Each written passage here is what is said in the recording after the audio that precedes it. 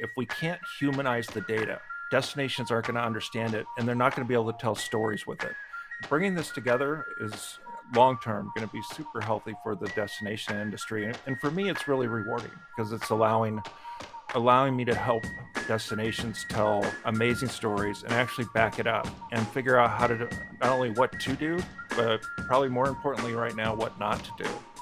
Today's episode is brought to you by Relic. As many of you know, I own an advertising agency called Relic, and we work specifically with tourism destinations. If there's any of you that are struggling with what to do next, or you've tried agencies that don't specialize in tourism, or if you've been using the local flavor for years and years and you're just looking for something new, I would say give us a call. Give us the opportunity to take a look at your plans, see what you're doing. Use our tourism knowledge and industry specialty to examine everything from your brand to your tactical execution and make recommendations of how to help. We'll do that assessment for free. We'll give you those recommendations for free. And if you like what we say, maybe you can hire us to execute on those plans. So kind of a risk-free opportunity to have us take a holistic look at everything you're doing, provide some recommendations, and you can kind of see us in action. If you're interested in having us do something like that, please send me an email directly at adam@relicagency.com. I would love to set that up with my team. Hello, everyone, and welcome to another episode of the Destination Marketing Podcast. I'm your host, Adam Stoker. Got a great show for you today. You know, we are back in the office. We're not on the road like we have been for the last several weeks. And I've got a great show planned for you today. Our guest today is from a data company that we're going to talk all about today. His name is Darren Dunn, and he's with Entrada Insights. Darren, welcome to the show. Thanks for having me. Pleasure to be here. I'm jealous that you've been on the road for the past few weeks. Yeah, it's been a wild ride, and you know, we might even get into how you may have helped me inspire that little road trip that I went on. But you know, before we get too far into the episode, I want to ask you a couple of these icebreaker questions we like to ask at the beginning of each show. So first question is, if you could go anywhere in the world, Darren, where would that be? I haven't explored South America all that much. I did go to Peru last year, actually this week last year. So probably Patagonia is tops of my list, and Easter Island as well. So Patagonia has been a popular answer here on the show, and looks like an amazing place. Yeah. I'd love to know what draws you to that, and I've actually never heard of Easter Island, so I want to get into that a little bit too. Well, it's with respect to Patagonia, it's really the mountains and the outdoors that really attracts me to going there. So I grew up in Montana, grew up in the great outdoors on a ranch, the whole works. Spent a lot of time in Glacier Park and the mountains of Montana and hiking, and so that's what really draws me. And Easter Island, it's also called Rapa Nui, and it has the distinction of being the most isolated island in the world off the coast of, I want to say, you know what? I don't know. Off the coast of South America. It's the one with all the giant stone heads Okay. that are in the ground. Well, we'll all have to jump on a map after this and find Easter Island and Rapa Nui, and because I'm not totally sure either. But you know, I feel like I've learned a little bit about you here, Darren. That while you're a people person and you're very engaging when I've talked to you before, you kind of like your space a little bit, don't you? I do. You know, I'm actually in the process of moving to the Salt Lake City area right now from San Francisco. And one of the big draws, besides that's where headquarters is actually the ability to quickly get up in the mountains. Well, as a resident of the area, I can attest that you're going to enjoy it here for sure, especially if you like the outdoors and the ability to get away. Yep. Can't wait. Well, good. I think that's a great answer to the question of what's your dream destination. Let's talk about, you know, one of the trip, and I know you're well traveled, Darren, so it's hard to narrow it down. But one of the trips that you've been on that you had a really great time that stands out to you. Probably one of my favorite places in the world is New Zealand for all the reasons I just explained. I love the outdoors. The people are amazing. The culture is fantastic. I've had the luxury of going there 8 or 9 times for work, and also gotten to take a week or two to just enjoy the country on my own. So Awesome. And the other place probably I mean, Africa, certainly going to Kenya and South Africa. There's something about Africa that's just bewitching and so different from our existence here. And it is the outdoors, but it's a much different outdoors. Everything's bigger and can kill you there. So, um, I guess that Yes. adds to the adrenaline. So your two favorite trips are a country with zero predators and a country with the scariest predators, it sounds like. That's actually a great way of looking at it. That's that's good. You like safety, but you also, you like a little bit of danger in your life. That's good. Well, part of New Zealand is actually the adrenaline part. So, that's where they invented bungee jumping, the jet boats up and down the rivers, whitewater rafting. So it's a different adrenaline there. Yeah, New Zealand has always been on my bucket list. I'm a little bit afraid of large predators, so Africa's a little farther down the list for me, but New Zealand has really always stood out to me as they've got every season there. They've got, really high mountains, they've got beach experience, they've got the best fly fishing maybe in the world. Yep. And it's all these amazing things packed into one relatively small country. Yep. 2 weeks or less, you can see the whole country. That's what I Yeah. love about it. Pretty amazing. Well, that's a good answer too. Then I'm glad you've gotten to visit those places. When you were in Africa, did you have any uncomfortable experiences with any of those large predators? Um, I did a cage dive with the great white sharks. That was a little startling to have those big predators coming up, literally biting on the cage. Um, Wow. so that was an encounter. We did have a number of large animals coming into camp at night, from lions and those type of predators to elephants, etc. So there's always guys 24 hours a day that are keeping those animals at bay for you. Wow, Africa may have just moved even farther down my list after hearing about these large animals coming into your camp at night. Well, good stuff, Darren. It's fun to get to know a little bit about you and what drives your travel decisions. And we'll talk a little bit about today about the research that you've done on what drives travel decisions. But I want to have our audience get a little bit of an insight into your background. You went from growing up on a ranch in Montana to being in a tech company. That seems like a long journey to go from growing up on the ranch in Montana to running a tech company. Yeah, it is a long journey. And I have to preface that it was a hobby ranch in Montana, so I don't want to put our land in the same classification of the thousands of acres of ranches that are around there. So So you weren't living the TV show Yellowstone up there. I did actually. We had horses and cattle, and I spent most of my time working on other ranches every single summer. So Oh, um, wow. and winter many times. So So you and I definitely learned hard work. Yeah, going through this pandemic and trying to keep employees and coworkers motivated. It's when they get anxious about something. I'm like, listen, nothing's going to die today if we don't get this done. And when you grow up working ranches, if you don't get up and do your job, something can die. Crops will die. Animals will die.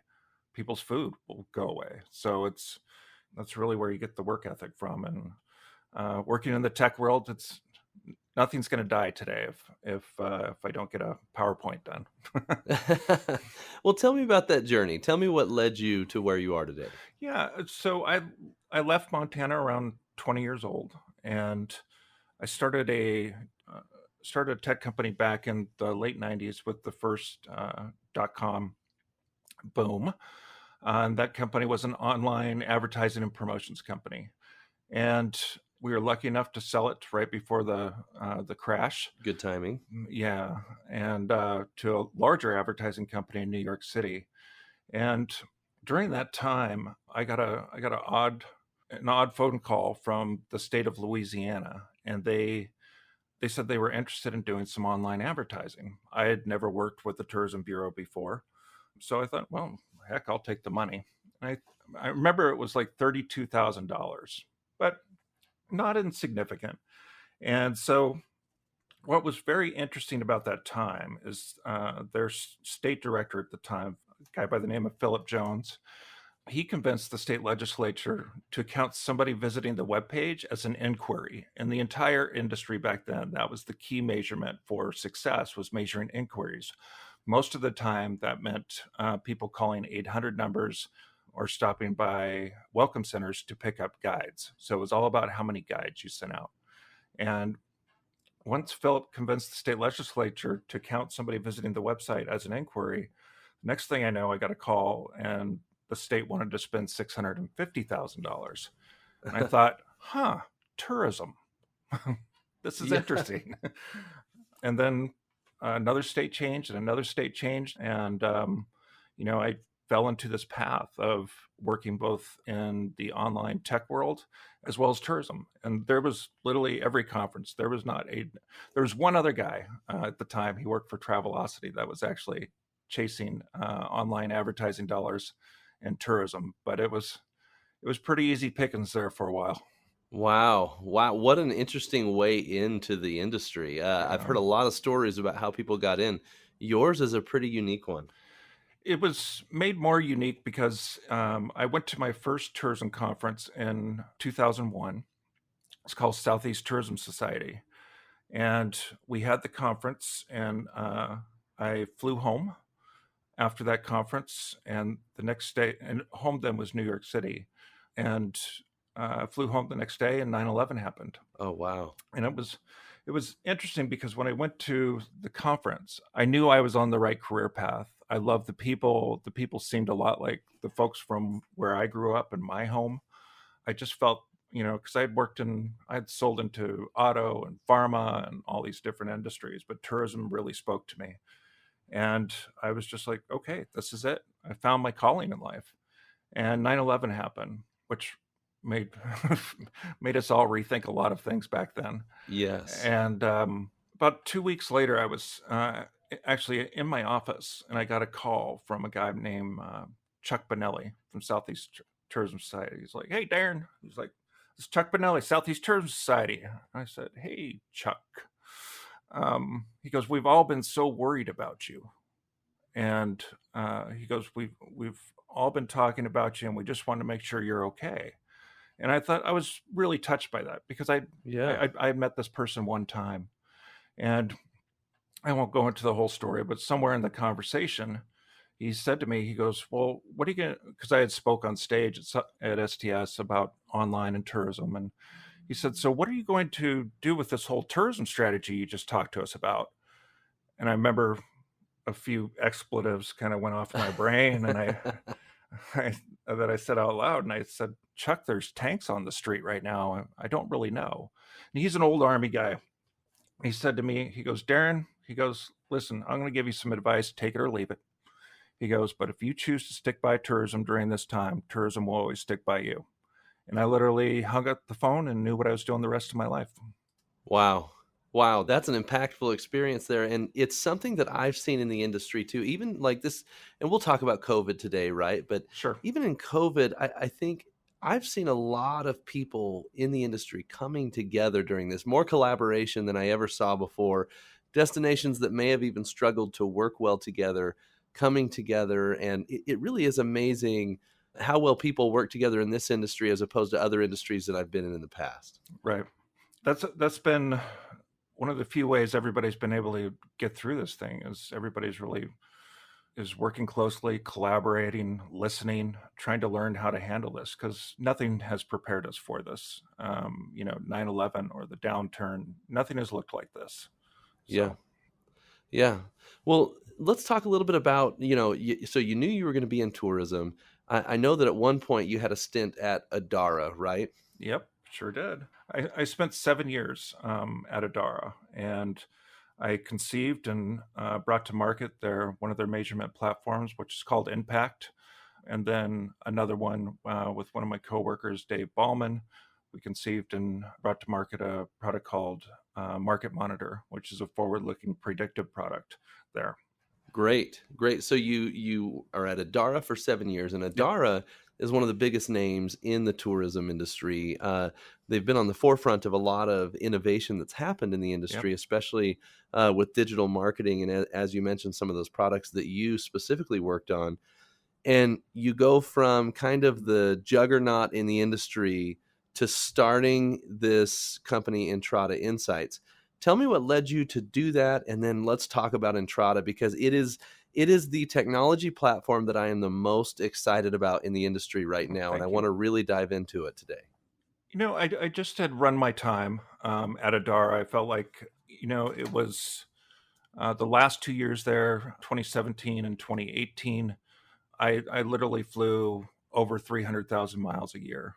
And I was working on some really big projects, like working with Japan's tourism entity for the upcoming Olympics, working in the Middle East with Abu Dhabi and many other clients out there. So it was a lot. And at the end of 2018, going into 2019, I knew I had worked my last year at Adara. And if I was ever going to work that hard again, I was going to do it for myself. So I that's, can relate to that. yeah. And our co founder at Entrada, Jay Kinghorn, he was one of my clients at Adara. And with the utmost respect, say Jay was one of my most challenging clients because he knew too much. And so whenever we had new product testing or we were rolling out new features, Jay's the one I would have really stress test it because he Because was it's like, doing if it's good enough for Jay, it's good enough for anybody. right, right. Zeke Coleman's another one out of Savannah. I would always go to him as well. And so over the holidays in 2018, I was talking to Jay, and Jay was actually thinking about starting his own consulting firm. And in March of 2019, I said, listen, I know how to come up with great ideas, but building something isn't my forte. Sales and marketing, that's my thing. And I asked Jay if he'd be interested in forming a company together because I'd rather own half of something that's absolutely spectacular and very impactful for the industry versus just having, say, a small consulting firm. Got it. So that's how we got started. Got it. Well, you know what? I want to dive into your product. Before we do that, we're going to take a quick break and we'll jump back in. All right. Okay, guys, since we started the Destination Marketing Podcast a little over a year ago, I've had several destinations reach out and say, hey, could you help me start a podcast? And at first we were kind of like, well, no, that's not really what we do. But after enough requests, we said, you know what, let's explore this. And we've created a turnkey program for destinations where we will produce, we will host, we will edit, and we will publish your podcast for your destination on a weekly, bi-weekly, or monthly basis. And all you have to do is show up and answer some questions. We're really excited about this program. We've got a few destinations that have been doing really, really well with their podcast.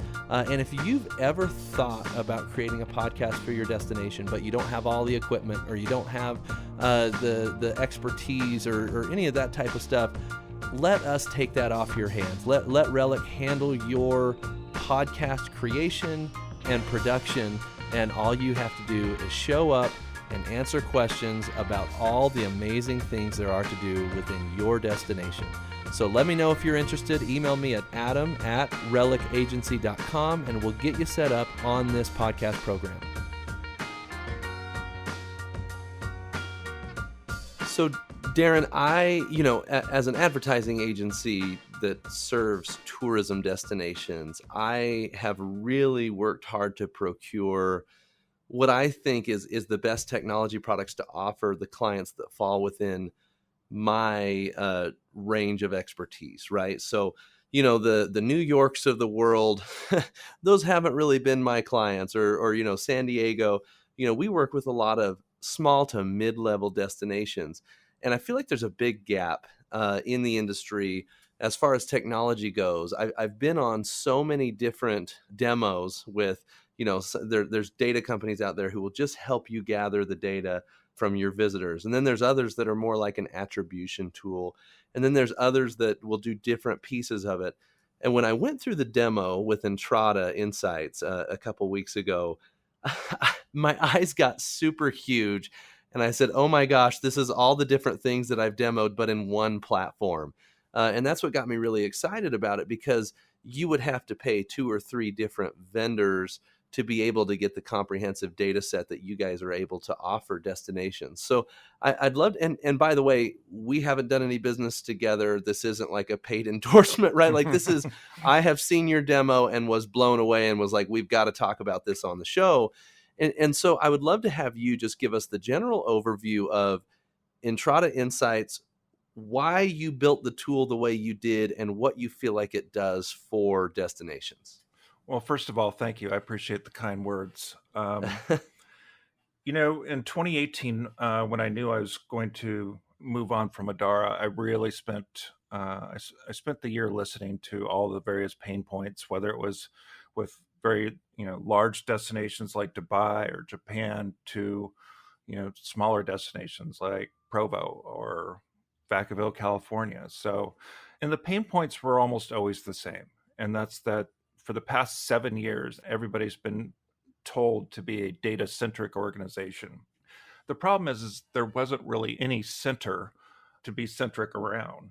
So you have, the sales department, and they have all of their data and their CRM, and you have the marketing department, which has all their various tools and plans, and you have other departments within the bureau or the city government, all with their own data sets. And so getting at the truth, having one source of truth within an organization was really difficult because there was nothing that could actually bring in all of those different things, especially offline data like tax data and STR data. And how does that help steer your compass in terms of what the cause and effect of your organizational decisions? And so that's really what the impetus of the platform was, to create one source of truth. And then one of the other pain points was certainly people had a really hard time doing storytelling around their data.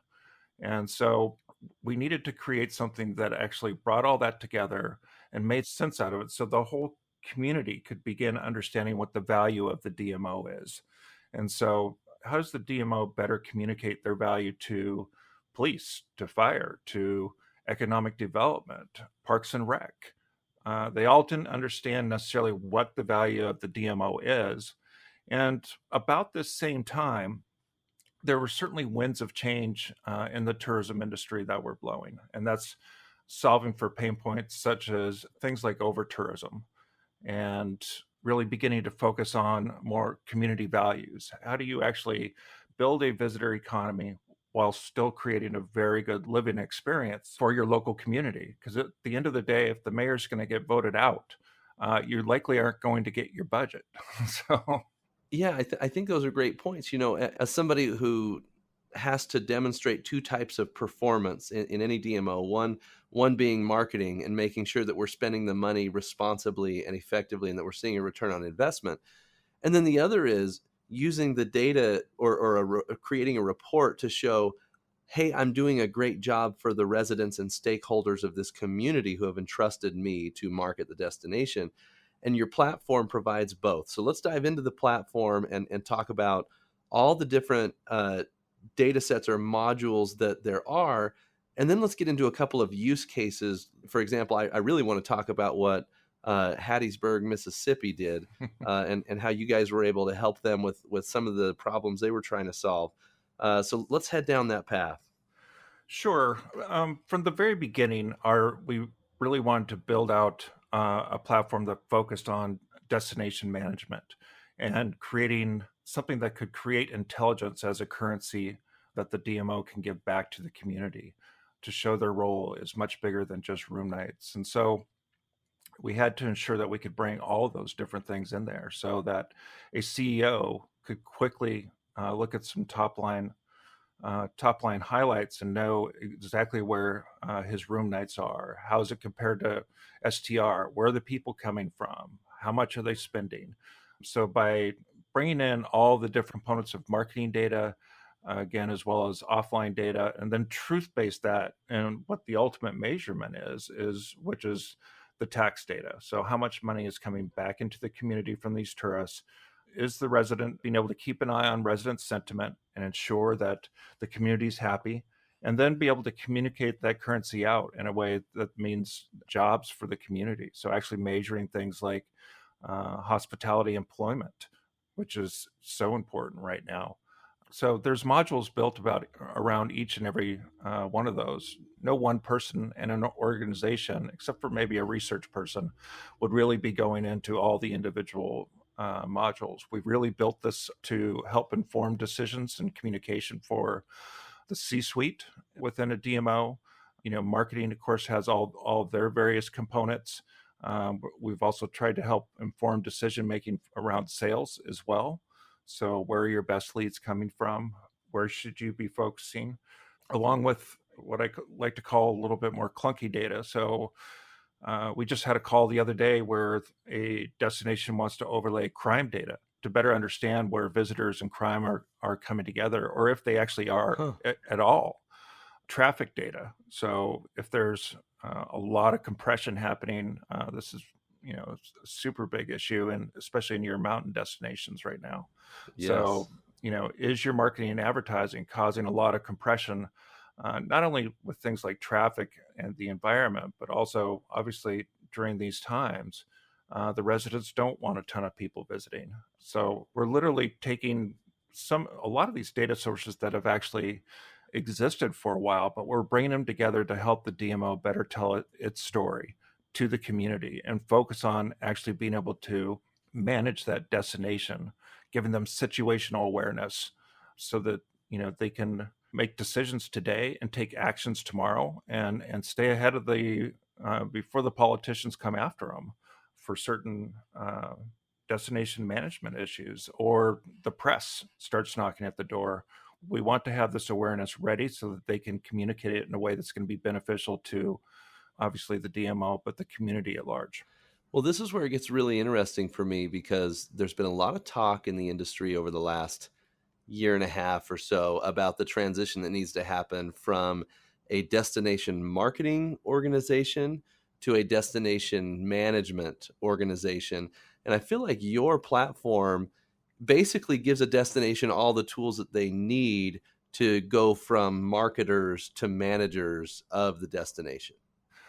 Well, I appreciate that coming from you, because especially working with small communities, I think making sure that they're aware of their impact on their communities and having that marketing component along with the different management tools to communicate out is super important. And during these times that we're in right now, I think the winds of change I spoke about with around destination management and things like over tourism and resident sentiment, visitor sentiment.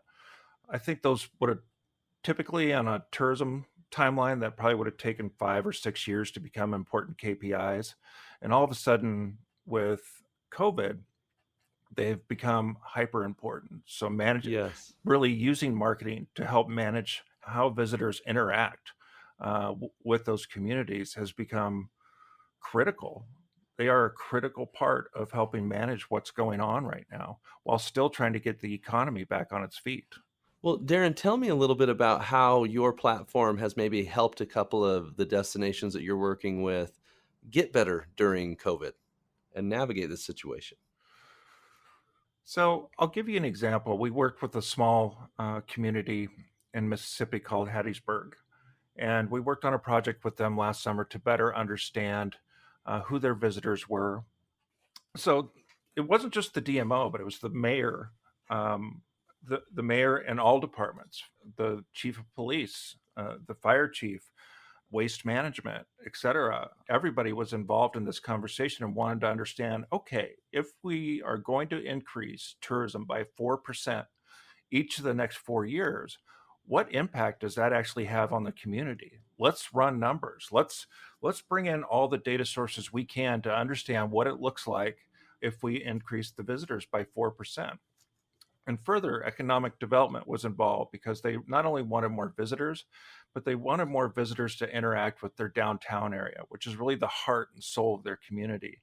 And they're trying to attract new restaurants and potentially residents to come live in the downtown area.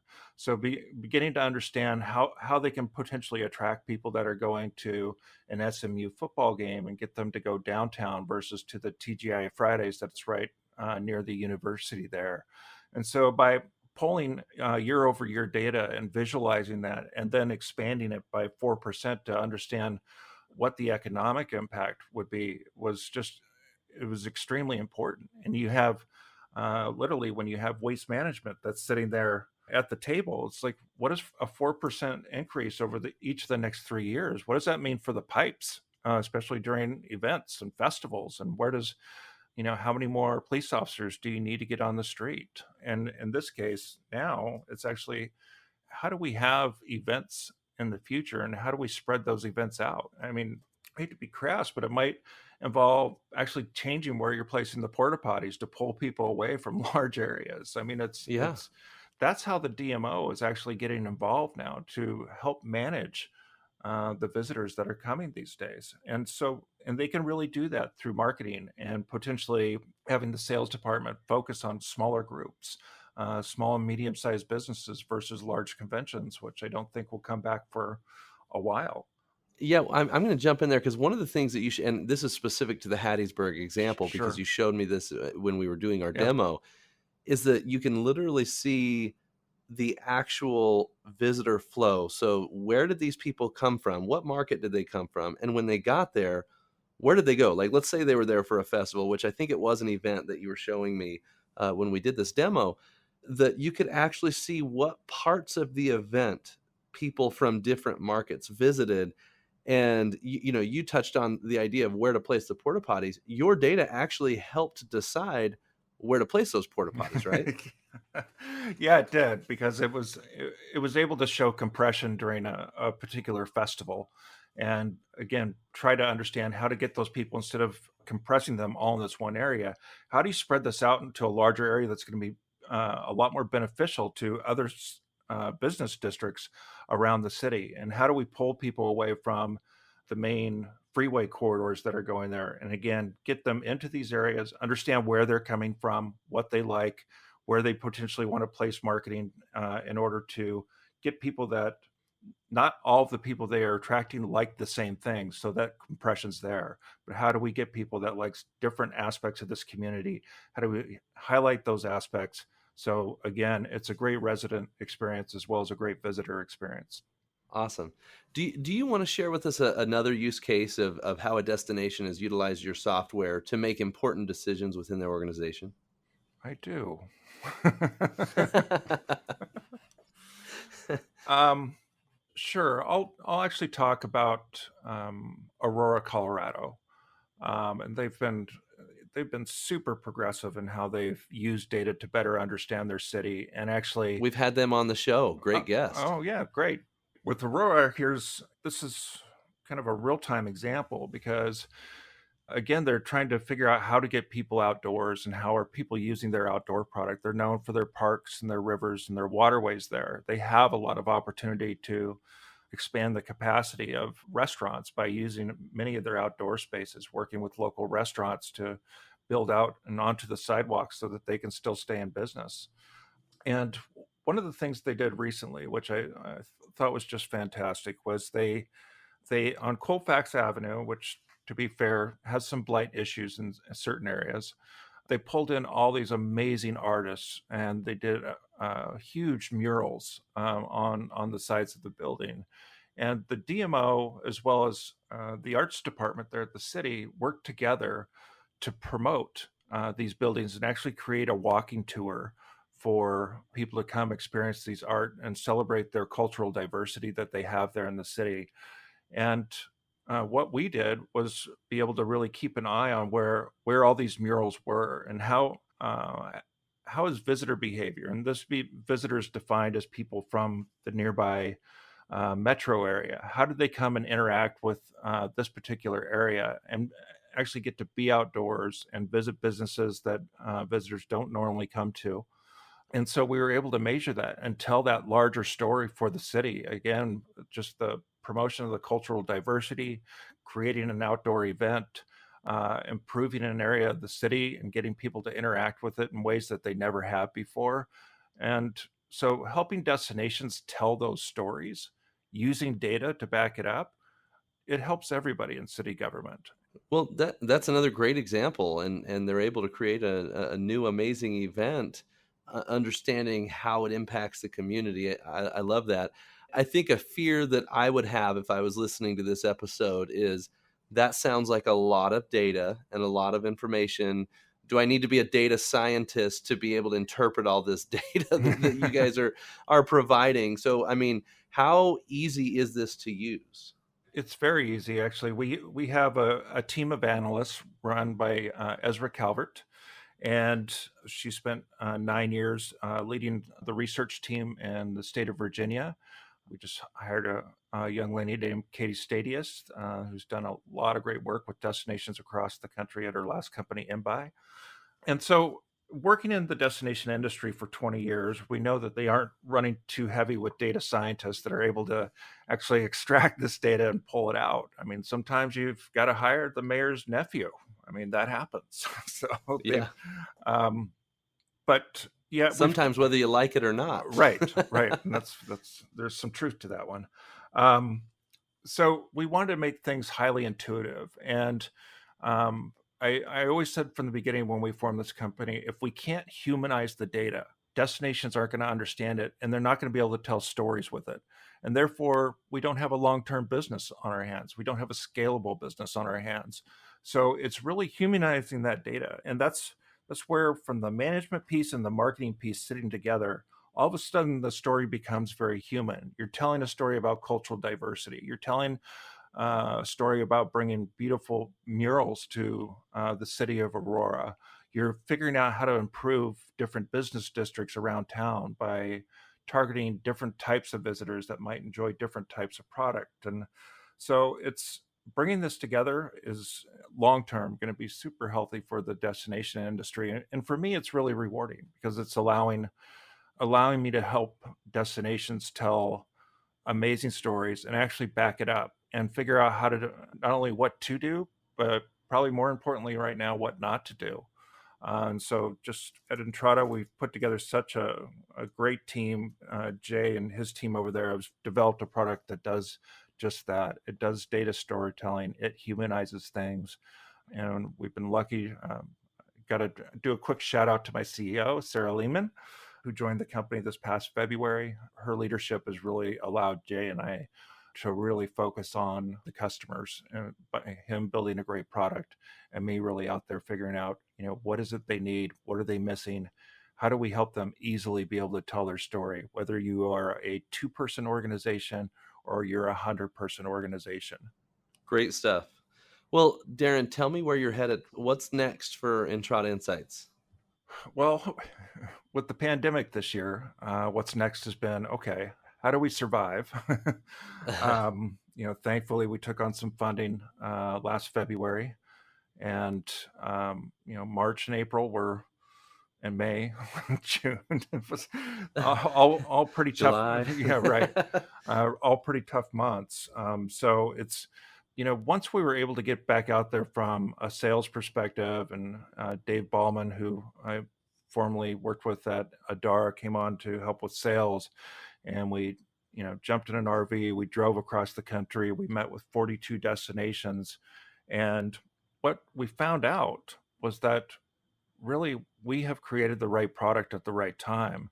It might have taken 5 years to, again, really get the industry's arms around the management piece of this and how do you measure it. But we found that the product's resonating. And so just continuing to grow, ensuring we don't grow too fast. And, I can't give too much away, but Jay has some, amazing enhancements he's doing to the platform, which I think are going to be game changing this coming year. So we've, from an R&D perspective, we just got to stay as far out ahead as we possibly can.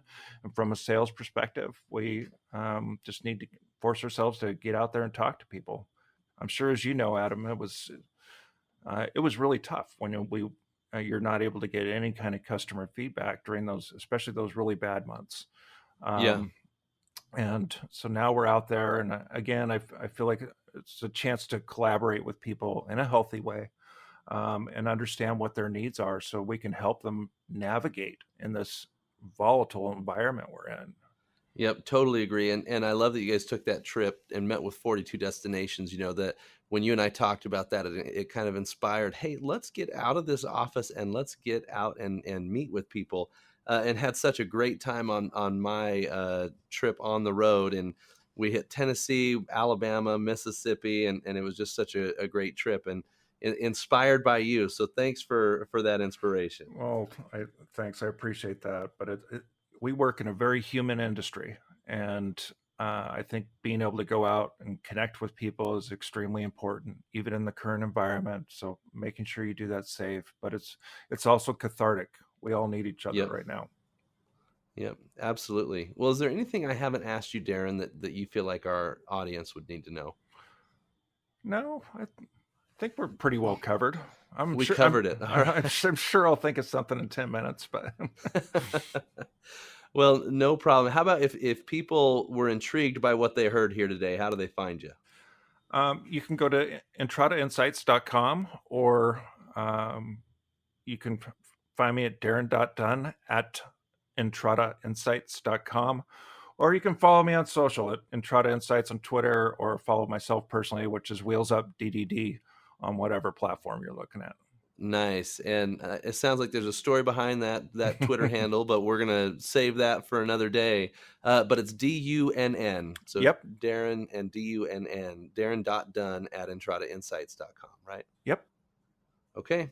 Well, Darren, thanks so much for coming on, sharing your insights and experience with us today.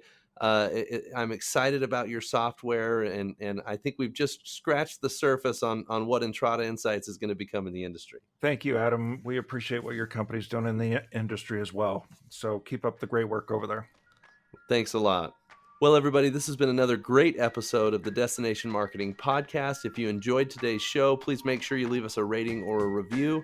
That really helps us to continue to climb up in the results and search results within your podcast platform. Thanks, everybody, for listening, and we'll see you next week.